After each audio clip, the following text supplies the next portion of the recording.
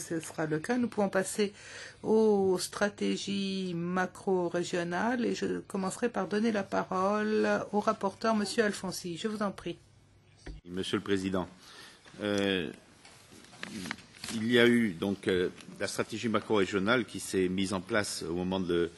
la mer Baltique et qui a été validée en 2009 et pour laquelle la Commission a souligné l'intérêt de ce nouveau mode de coopération qui, depuis, s'est étendu au bassin du Danube, avec, là aussi, le sentiment qu'il y avait, à travers ces stratégies macro-régionales, un champ nouveau pour la politique de cohésion en Europe et que ce champ nouveau s'exprimait sur un développement à base territoriale. Pour l'avenir, nous savons que la Commission propose que le volet transnational de la politique de coopération territoriale soit renforcé, de façon notamment à soutenir ces nouvelles politiques macro-régionales. Et enfin, plusieurs projets de macro-régions sont avancés. La Commission, dans son rôle de coordination, doit aider à mettre en place une gouvernance durable et doit aider à définir des critères communs, des indicateurs mesurables pour permettre d'en évaluer la pertinence. Aussi, le rapport propose à notre Commission et à notre Parlement d'approuver l'approche macro-régionale des politiques de coopération territoriale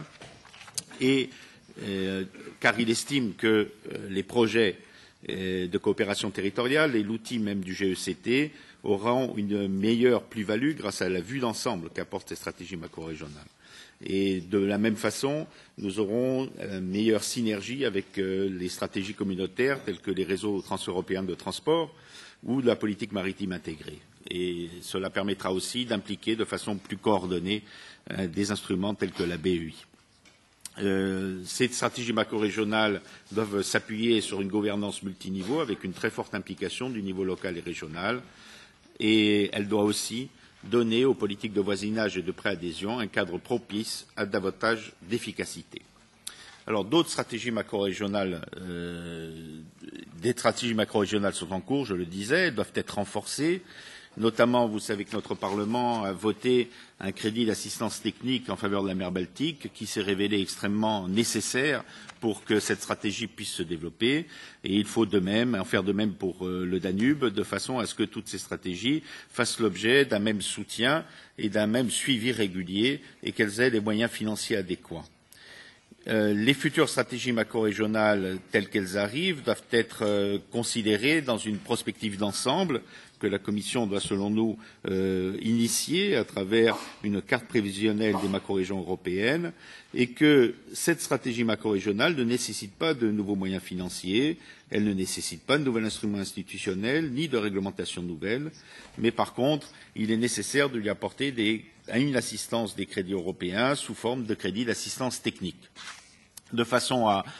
lui permettre de se mettre en place, d'abord dans une phase de préfiguration, puis dans une phase de consolidation. Ce rapport traite aussi de l'importance de l'espace de la Méditerranée en Europe, qui est une importance évidemment très ancienne, mais c'est important d'y venir car une approche macro-régionale permettrait, dans cet espace qui est vital pour l'avenir de l'Union, de définir un projet d'ensemble qui permettrait de sortir de la crise actuelle et qui permettrait aussi de répondre davantage aux attentes de tout son voisinage, notamment le voisinage des peuples de la rive du Sud. L'espace méditerranéen est en effet un tout cohérent, avec un même bassin culturel et environnemental, avec des caractéristiques communes du fait du climat méditerranéen. Nous avons les mêmes productions agricoles, les mêmes problèmes de ressources en eau, l'abondance par contre des ressources en énergie nouvelle et renouvelable, notamment l'énergie solaire, il y a l'importance du tourisme, les mêmes risques face aux catastrophes naturelles, etc. Alors, dans cet espace méditerranéen, qui est très vaste, puisqu'il s'étend sur près de 4000 km, il y a d'ores et déjà un projet de stratégie macro-régionale qui connaît un très bon avancement, qui est la stratégie macro-régionale adriatico-ionienne, et elle s'inscrit dans une longue pratique de coopération et de solidarité sur un territoire cohérent autour de la mer Adriatique. Il est donc proposé que la Commission soutienne l'idée de la mise en place d'une stratégie macro-régionale pour le bassin méditerranéen, et que cette stratégie macro-régionale doit permettre de donner à la partie européenne du bassin méditerranéen un cadre structurel fort et d'ouvrir ce cadre structurel aux pays du voisinage ou aux pays en phase de préadhésion et que cette stratégie macro-régionale aura pour effet d'élever notablement le niveau politique et opérationnel de la coopération territoriale dans cette zone. Il souhaite que la stratégie macro-régionale adriatico-ionienne soit rapidement approuvée par le Conseil, vu son degré d'avancement, et de façon à concrétiser un premier pas dans la mise en place d'une stratégie globale en Méditerranée, stratégie globale qui devra s'appuyer sur des initiatives en Méditerranée occidentale et en Méditerranée orientale, la coordination de toutes ces initiatives permettant d'avoir une vue d'ensemble sur l'ensemble du bassin méditerranéen, et que cette vue d'ensemble sur l'ensemble du bassin méditerranéen pourra se mettre en synergie, et cela a été constaté lors de la préparation de ce rapport par l'appui qu'ils apportent à cette idée, avec les priorités définies par les organisations régionales et internationales, notamment l'Union pour la Méditerranée. Alors, pour conclure, nous pensons qu'il est temps que le Parlement, par sa délibération et par le vote de ce rapport, encourage la volonté de coopération qui se fait jour actuellement dans l'espace méditerranéen et que nous avons pu constater lors de l'élaboration de ce rapport. Et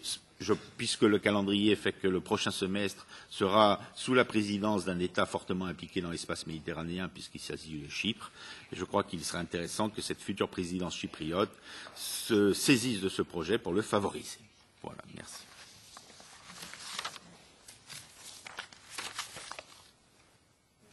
Ja, herzlichen Dank, Herr Alfonsi.